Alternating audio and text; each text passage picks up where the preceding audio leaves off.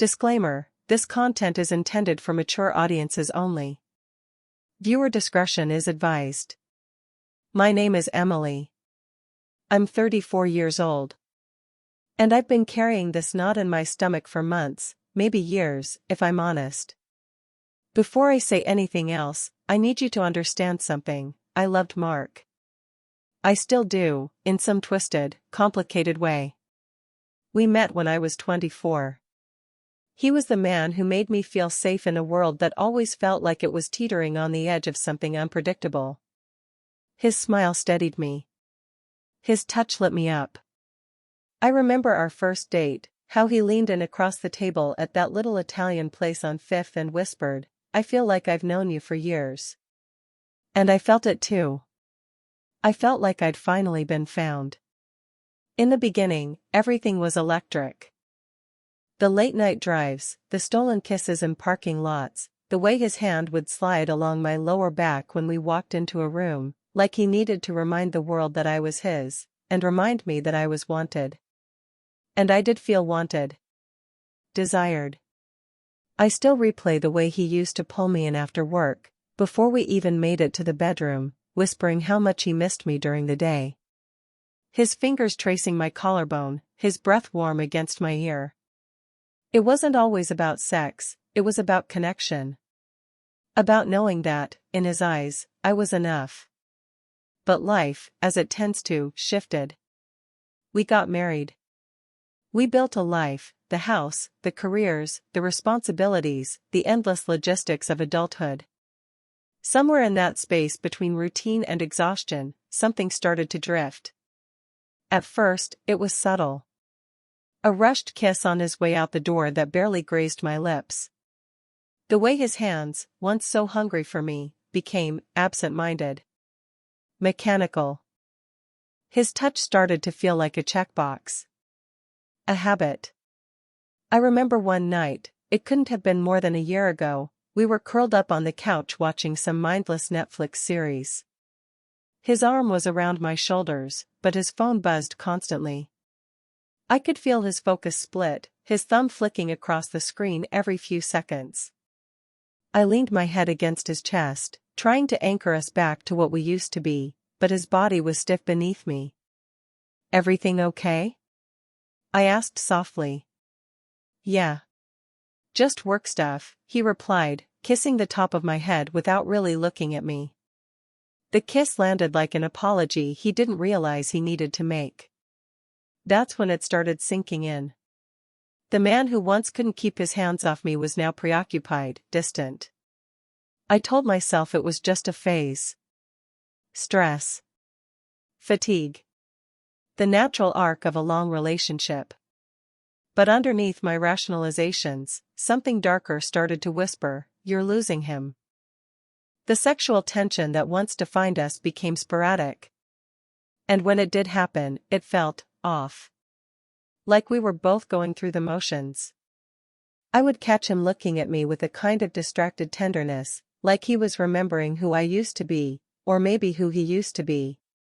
And I, in turn, started pulling back. Not because I didn't want him, but because wanting him became painful. Like reaching for something just out of grasp. I kept telling myself we could fix it. We just needed a vacation. Less stress. More time together. But no matter what we tried, something was always missing. And then, there was that night. The night I realized this wasn't just about stress or schedules or life being busy. We were at my father's retirement dinner, a big, fancy event he'd been planning for months. I wore this deep green dress that Mark always used to love on me. The one that made him stare like I was the only woman in the world. But that night? His eyes skimmed over me like I was background noise. Like I was furniture. As I stood across the room, watching him chat, laughing a little too loudly, leaning in a little too close to one of his coworkers, my stomach turned. That was the moment. The exact moment I knew something had changed. And it terrified me. Mark is a firefighter. He's always been the kind of man who runs toward the danger when everyone else is running away. strong, steady, capable. People admire him for that, my father especially. Your husband's a real man, Dad would say with a kind of pride that made me feel both lucky and invisible. You hit the jackpot with him. And for years, I believed that. I still want to. But lately, I feel like I'm married to a man who saves everyone but me. The week after my father's retirement party, the distance between us grew louder, like an echo bouncing around an empty room. One night, Mark came home later than usual. His shift had run long, as they often do. The smell of smoke and sweat clung to him as he dropped his gear by the door.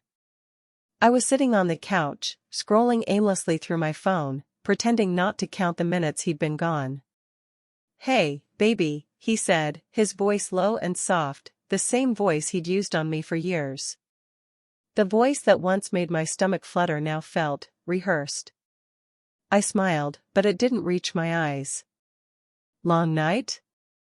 He nodded, walking over to me. "You have no idea." And then, without much warning, he bent down, pulling me into a kiss. His lips were rough, urgent, his hands already moving to my waist, trying to draw me closer. I froze, just for a moment. Not because I didn't want him. God, I wanted him. I wanted us. But not like this. "Mark," I whispered against his mouth, pulling back slightly. He paused, looking at me with those dark, searching eyes. "What's wrong?" I swallowed, feeling my throat tighten. I missed you." I wanted to talk first. He exhaled, frustrated but trying to hide it. "We can talk later, Em. I just want to be with you right now." But that was exactly the problem. He always wanted to be with me physically. As if sex was the shortcut to fixing whatever was broken. As if our bodies could carry what our words no longer did. I gently pushed his hand away. "I need more than that right now, Mark. I need you to see me. Talk to me. Be with me, not just touch me." His jaw tightened, and for a moment, I saw a flicker of defensiveness flash across his face. "I do see you," he said. "Every day. You think I don't?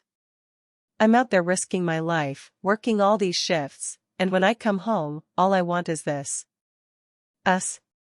I felt the tears sting my eyes. "But this isn't us anymore. Don't you feel it?"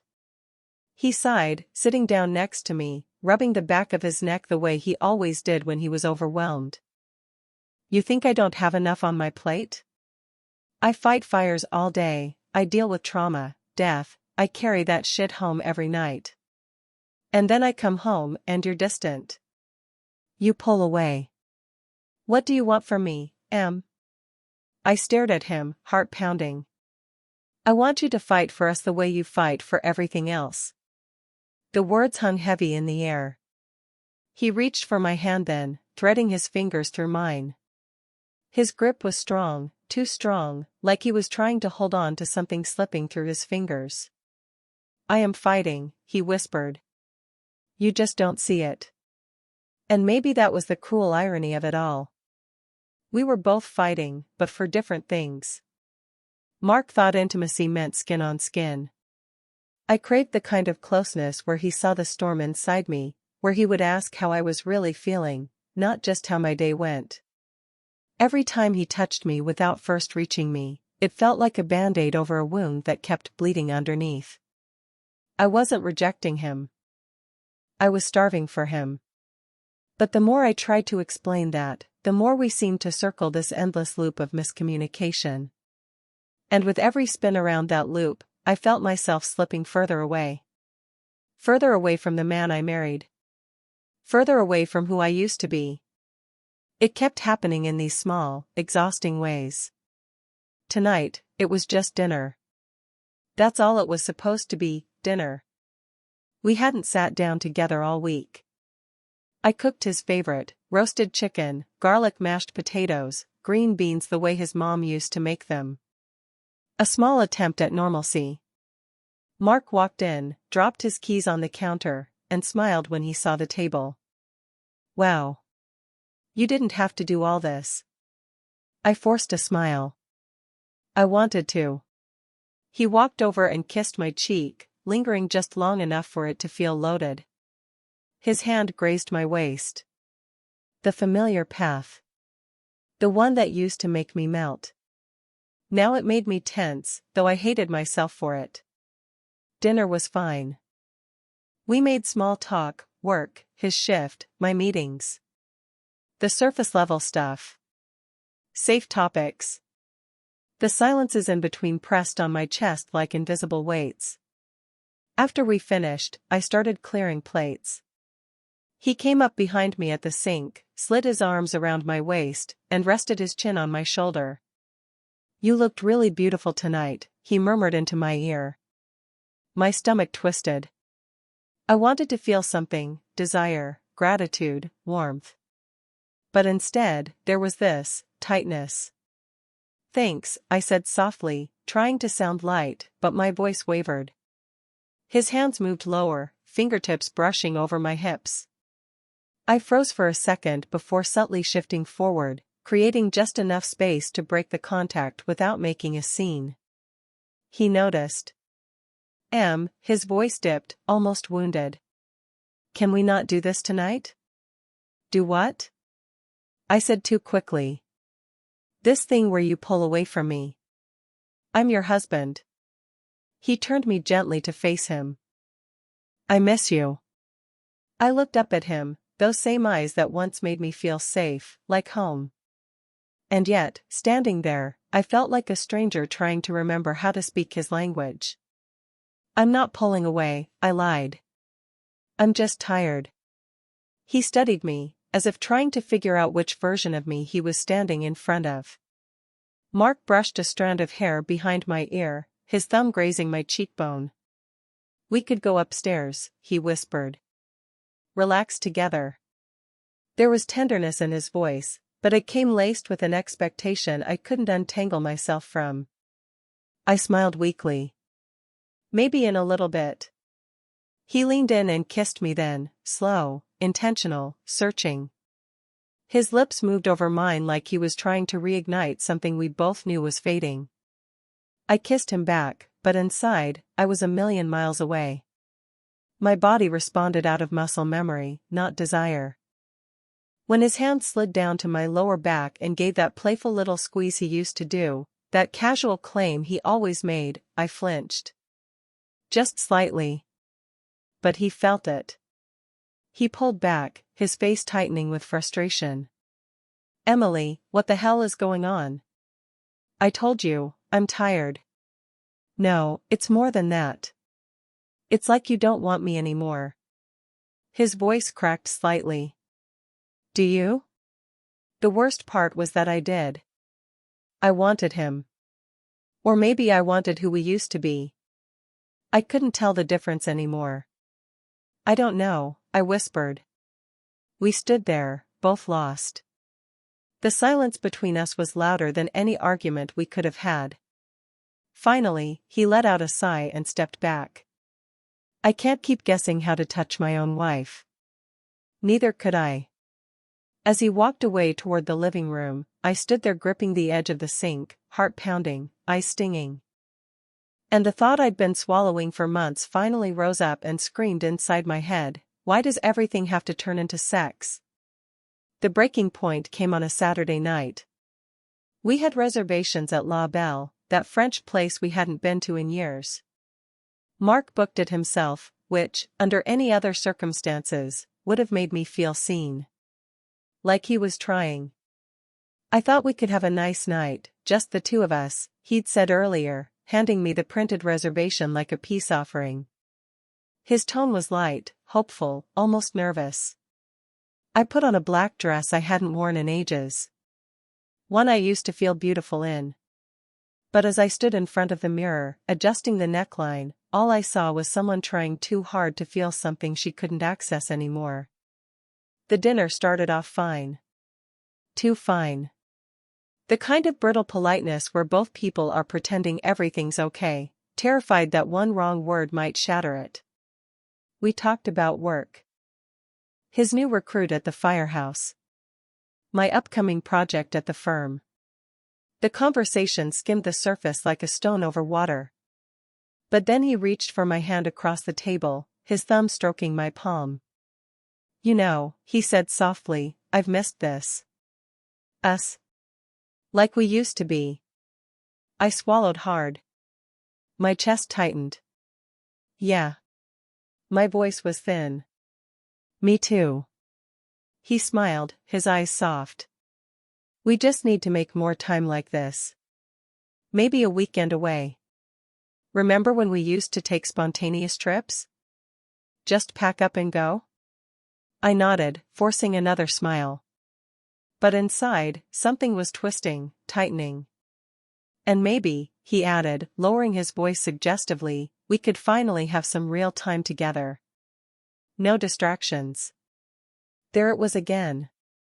Always orbiting back to that. My breath caught in my throat. "Mark," he looked at me, sensing my tone shift. "What?" I stared at the candle flickering between us, willing myself not to ruin this night. But the words spilled out before I could stop them. "It's not going to fix anything." His brow furrowed. "What's not?" "Another trip. More dinners. More sex." My voice cracked. "You keep thinking if we just sleep together enough, or go away enough, everything will magically fix itself." His face darkened, the confusion quickly giving way to defensiveness. "I'm trying, Emily. I'm trying to make things better. What do you want from me?" The restaurant around us buzzed with quiet conversations and clinking glasses, but for me, everything narrowed to the sharp sting behind my eyes and the pounding in my chest. "I want you to actually see me," I hissed, my voice barely above a whisper but trembling with emotion. "Not just touch me. Not just, take me to dinner and pretend that means we're okay. I want to feel like your wife again, not some obligation you try to fix with date nights and," my throat tightened, "and sex." His mouth opened, but no words came. I watched his face flicker between hurt, anger, and complete bewilderment. "You think I don't see you?" he finally said, his voice rising. "I'm here, Emily. I work my ass off for us. I come home, and all I want is to hold you, to be close to you, and you keep shutting me out. And now you're angry that I want to make love to my own wife?" People at nearby tables started glancing over. I felt heat rise in my face, tears burning at the corners of my eyes. I shook my head, voice breaking. "I don't want it to feel like that's all we have left, Mark." The silence that followed was deafening. He leaned back in his chair, jaw tight, eyes hardening. "You're impossible to please." That was the final crack. The dam burst. I stood abruptly, the chair scraping against the polished floor. My breath came in sharp gasps as tears spilled over. "I can't do this here," I whispered and rushed toward the exit. The cool night air hit me like a slap. I stood outside, hugging myself, gasping for air like I was drowning. What am I doing? The guilt surged immediately. Guilt for ruining the night. Guilt for hurting him. Guilt for not being able to feel what I was supposed to feel. And underneath all of it was that same broken record looping inside my head. Why does everything have to turn into sex? The days after the restaurant felt like winter settling into the house, cold, still, and heavy. We moved around each other like ghosts, both trying not to disturb the fragile, frozen air between us. Mark started working more shifts. Picking up extra hours. Volunteering for overnight calls. I told myself it was just his way of coping, but every time he walked out that door, it felt like he was choosing anything over coming home to me. And I couldn't blame him. The silence wasn't just his. I didn't know how to talk to him anymore. Every conversation felt like walking through a minefield, careful, calculated, empty. One evening, about 2 weeks after the restaurant, I heard him come home late. I was already in bed, facing the wall, pretending to be asleep. It had become our routine. I listened as he moved through the house quietly, almost like he was trying not to wake me, or avoid me. The bed dipped slightly as he sat down, pulling off his boots. Then nothing. I could feel his presence behind me, his hesitation. The way he exhaled softly, like he wanted to reach for me but didn't know if he should. He didn't. Eventually, I heard him settle into the guest room. The next morning, I stood in the kitchen making coffee when he walked in, rubbing the back of his neck, looking exhausted. "Morning," I said, my voice stiff but trying. "Morning." His eyes barely met mine. I wanted to say something more. "How did your shift go? Did you sleep at all? I miss you." But the words lodged in my throat like stones. Instead, we stood in that small kitchen together, two people who used to know every inch of each other's souls, now reduced to polite strangers sharing space. He poured himself a cup of coffee and lingered for a moment, as if waiting for me to break the silence. When I didn't, he just nodded and left for work. And I stood there, gripping my mug, staring at the empty doorway long after he was gone. I missed him. Not just his touch, though God, I missed that too, but the way he used to look at me like I was the safest place he'd ever known. I missed hearing him hum while he shaved. I missed how his hand would automatically reach for mine when we crossed the street. I missed the way his face lit up when he told me about a successful rescue or when I'd bring him coffee at the station. Now, there was just this heavy space between us. And yet, I saw his pain, too. The way his shoulders slumped when he thought I wasn't looking. The quiet sighs. The bags under his eyes. He wasn't angry anymore, not really. He was tired. Confused. Hurt. I kept replaying my outburst at the restaurant. The look on his face, not one of a man who felt rejected, but one who felt lost. I had pushed him away, brick by brick, while simultaneously screaming inside for him to pull me back. What if I'd been too focused on what I wasn't getting, too tangled in my own loneliness to see his? I didn't know how to fix it. Or if it could even be fixed. But standing there in that quiet kitchen, one thought finally cut through the noise: if I keep waiting for him to know how to reach me, we'll both drown in this silence. I set my coffee down, took a deep breath, and whispered to no one, "I have to try." It was raining the night I finally spoke. The storm outside seemed to echo everything I felt inside, loud, unsettled, relentless. Mark was sitting on the couch, scrolling absently through his phone. The television flickered in the background, but neither of us had really been watching. I stood there for a long time, just watching him. Memorizing the slump of his shoulders, the tired crease between his brows. The quiet man who once felt like the center of my world now looked so far away. "Mark," I said softly. My voice barely carried over the rain. He looked up, surprised. "Yeah?" I hesitated, my heart pounding. "I miss you," I whispered. The words trembled out of me, fragile and raw. "Not the sex. Not the dinners. You." His eyes softened, and for a moment, I saw something flicker, like recognition, or maybe just old habit. "I miss you too, Em." His voice cracked slightly. "But I don't know how to reach you anymore." I sat down next to him, close enough that our knees brushed. The simple contact sent a rush of old emotions through me: longing, regret, grief. I thought if I kept pulling away, you'd see how lost I was. But all I did was push you further." He shook his head, swallowing hard. "And I kept trying to fix it the only way I knew how. But I see now, I wasn't really hearing you." We sat in silence for a long while. The storm hummed around us. Then he reached for my hand, gentle, tentative, like he was asking permission. I let him take it. His fingers were rough and warm, familiar in a way that made my chest ache. "I love you, Emily," he whispered. "I always have." Tears welled in my eyes. "I know. But I don't know if that's enough anymore." His jaw clenched slightly, but he didn't argue.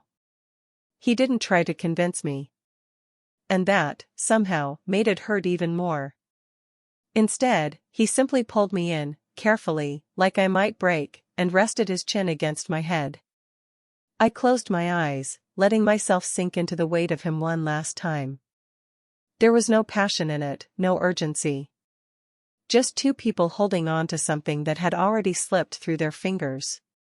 When I finally pulled away, his eyes were glassy but dry. "I think we've both been holding on out of fear," I whispered.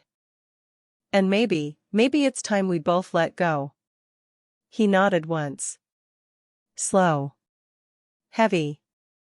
The storm outside softened into a light drizzle as he stood up and quietly gathered his things for another night on the couch. And I sat there, listening to the distant roll of thunder, feeling the ache of love that wasn't enough anymore. You know, if you had asked me a year ago, I would have sworn we were unbreakable. Mark and I, we had history. Years of it. Memories stacked like bricks, vacations, inside jokes, anniversaries, lazy Sunday mornings. We built a life together, piece by piece. And for a long time I believed that was enough. But here's what I've learned, and I learned it the hard way: love doesn't disappear overnight. It erodes. Quietly. Slowly. Like water under a foundation. You don't notice the cracks right away. You just wake up one morning and realize the ground doesn't feel stable anymore. It wasn't one fight that broke us. Not one betrayal or one cruel word. It was the 1,000 small moments where we stopped seeing each other. We both played a part in it. Mark thought love meant showing up physically, kissing me, holding me, pulling me into bed, making the reservations, booking the trips. And for a while, I mistook that for intimacy too. But as the years went on, I needed something deeper, someone who didn't just reach for my body but reached for me. The parts of me that were scared, confused, restless, and quietly aching. I didn't know how to say that. I thought he should just know. And when he didn't, I pulled back. He, in turn, clung tighter to the one way he knew how to show love: touch. He thought if he could hold me close enough, everything would fall back into place. And every time I stiffened or pulled away, he felt rejected. Less like my husband and more like an intruder. We were both hurting. Both lonely. Both too afraid to sit in the uncomfortable silence and say, "I don't know how to reach you anymore."